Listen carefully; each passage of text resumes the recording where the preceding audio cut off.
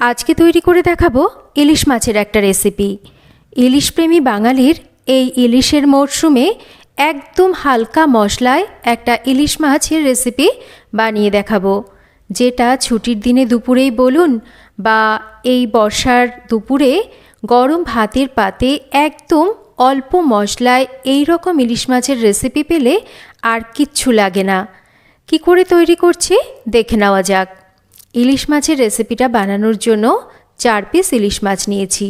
আমি গাদা আর পেটি মিলিয়ে মাছগুলোকে নিয়েছি আর মাছগুলোকে আগে থেকে ধুয়ে নিয়েছি।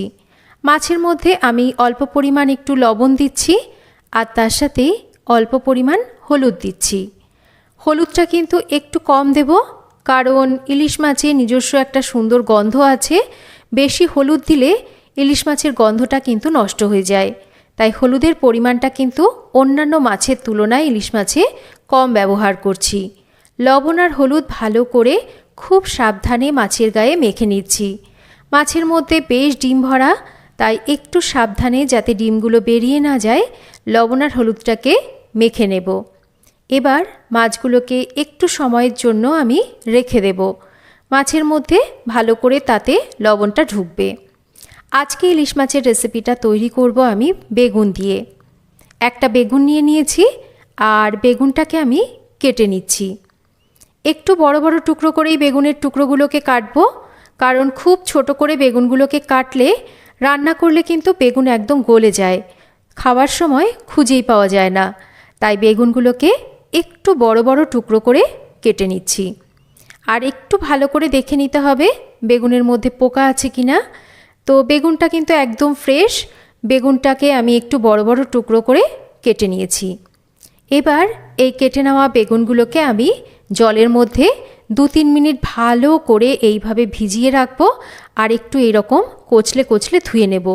বেগুনের একটা কষ থাকে, একটু ভালো করে বেগুনটাকে 2-3 মিনিট ভিজিয়ে রেখে ধুয়ে নিলে কষটা বেরিয়ে যায়। বেগুনের জলটাকে ঝরিয়ে নিয়েছি। এবার আমি রান্নার জন্য সর্ষের তেল কড়াইতে দিয়ে দিয়েছি। খুব হালকা যখন তেলটা গরম হবে তখন ধুয়ে নেওয়া বেগুনের টুকরোগুলোকে দিয়ে দেব। সামান্য পরিমাণ লবণ আর হলুদ দিয়ে বেগুনগুলোকে এবার ভেজে নেব।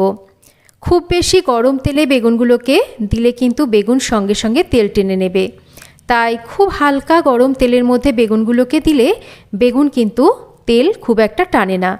এবার আমরা লবণ হলুদ দিয়ে হাই ফ্লেমে রেখে বেগুনগুলোকে ভাজবো। বেগুনগুলো এদিকে একটু ভাজা হতে থাক, ততক্ষণ আমি মাছের জন্য একটা মশলা তৈরি করে নেব। খুব হালকা মশলায় মাছের ঝোলটা তৈরি করছি। তার জন্য আমি একটা বাটিতে নিচ্ছি এখানে পরিমাণ মতন হলুদ, অল্প করে একটু ঝাল লঙ্কার গুঁড়ো আর স্বাদ মতন লবণ। একটু জল দিয়ে আমি এই মশলাটাকে ভালো করে মিশিয়ে নিচ্ছি। এই মশলাতেই কিন্তু মাছের ঝোল তৈরি করব। আর কিভাবে তৈরি করব সেটা আপনারা না দেখলে কিন্তু বুঝতে পারবেন না। তো মাছের ঝোলের জন্য মশলাটা তৈরি করে নিয়েছি। এদিকে বেগুনগুলোও কিন্তু সুন্দর লালচে করে ভাজা হয়ে গেছে।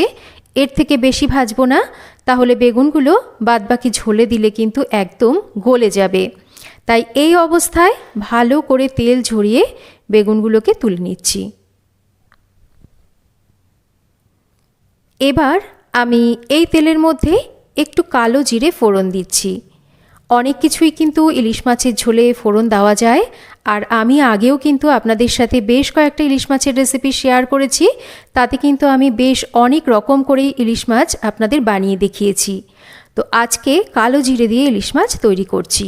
কালো জিরেটা বেশ একটু ভাজা ভাজা হয়ে গেলে দিয়ে দিচ্ছি এখানে আমি একটু কাঁচা লঙ্কা বাটা। আপনারা অবশ্যই ঝালের পরিমাণটা নিজেদের স্বাদ মতন ব্যবহার করবেন। কাঁচা লঙ্কা বাটাটাকেও তেলের সাথে একটু মিশিয়ে নিয়ে আগে থেকে লবণ হলুদ মেখে নেওয়া মাছগুলোকে একটা একটা করে আমি সাজিয়ে দেব। যেহেতু মাছগুলো ডিম ভরা, তাই মাছগুলোকে একটু এপিটোপিট করে নিচ্ছি। মাছ কিন্তু ভাজছি না, মাছ ভাজলে আমার মনে হয় ইলিশ মাছের স্বাদটা নষ্ট হয়ে যায়। তাই আমি কিন্তু কাঁচা মাছ রান্না করতেই পছন্দ করি। যেহেতু মাছগুলোর মধ্যে ডিম ভরা, একদম কাঁচা রান্না করলে অনেক সময় ডিমটা কাঁচা থেকে যায়, ঠিকঠাক সুসেদ্ধ হয় না। তাই একটু মাছগুলোকে আমি এপিটোপিট করে সাঁতলে নিলাম। যে মশলাটা আমি বাটির মধ্যে বানিয়ে নিয়েছি, মানে ওই যে লবণ, হলুদ, লঙ্কার গুঁড়ো যেটা মিশিয়ে নিয়েছি জলের সাথে, সেটাকে এবার দিয়ে ভালো করে একটু সাবধানে মাছগুলোকে এপিট ওপিট করে এই মশলার সাথে উল্টে পাল্টে নিচ্ছি। একটু মিনিট দুয়েক এইভাবে মাছগুলোকে উল্টে পাল্টে নেব। দেখুন 2 মিনিট মতন একটু খুব সাবধানে উল্টে পাল্টে নিয়েছি। এবার আমি আরও একটু জল ওই বাটিটাকে ধুয়ে দিয়ে দিচ্ছি। এবার একটু ভালো করে সমস্ত কিছুকে একটু মিশিয়ে নিয়ে একটা ঢাকা দিয়ে দেব। ঢাকা দিয়ে আমি মিডিয়াম ফ্লেমে রেখে 4 থেকে 5 মিনিট রান্না করে নিয়েছি। 4-5 মিনিট হয়ে গেছে, ঢাকাটা সরিয়ে নিয়েছি। এবার ভেজে নেওয়া বেগুনগুলোকে আমি দিয়ে দেব। মাছ কিন্তু প্রায় সুসেদ্ধ হয়ে এসেছে। ইলিশ মাছ সেদ্ধ হতে খুব একটা সময় কিন্তু বেশি নেয় না, তাই মাছ যখন সুসেদ্ধ হয়ে আসবে তখনই কিন্তু বেগুনগুলোকে আমরা এই মাছের মধ্যে দিয়ে দেব। বেগুনগুলোকে দেওয়ার পর একটু বেগুনগুলোকে সাবধানে এই ঝোলের মধ্যে মিশিয়ে নিচ্ছি আর দিয়ে দিচ্ছি 2-3টে কাঁচা লঙ্কা। এবার আরও একটু ঢাকা দিয়ে রান্না করছি। রান্নাটা কিন্তু খুব একটা ঝোল হবে না, একটু মাঝারি ঝোল হবে। ঢাকা দিয়ে আরও 3-4 মিনিট রেখে দিয়েছি। এবার ঢাকাটা সরিয়ে নিয়েছি। কী যে সুন্দর একটা সুগন্ধ বেরোয়। একবার এইভাবে আপনারা নামমাত্র মশলায় ইলিশ মাছের রেসিপিটা তৈরি করে দেখুন। হয়তো অনেকেই রেসিপিটা তৈরি করেন, আশা করছি আপনাদের রেসিপিটা ভালো লাগবে। রেসিপি আমার একদম তৈরি হয়ে গেছে। এবার আমি দেখুন এটাকে সার্ভ করে দেব। গরম ভাতে এই রকম যদি বেগুন দিয়ে ইলিশ মাছের রেসিপি থাকে, তাও আবার এই রকম নামমাত্র মশলায়, তাহলে তো কোনো কথাই হয় না। খেতে অসম্ভব সুস্বাদু হয়।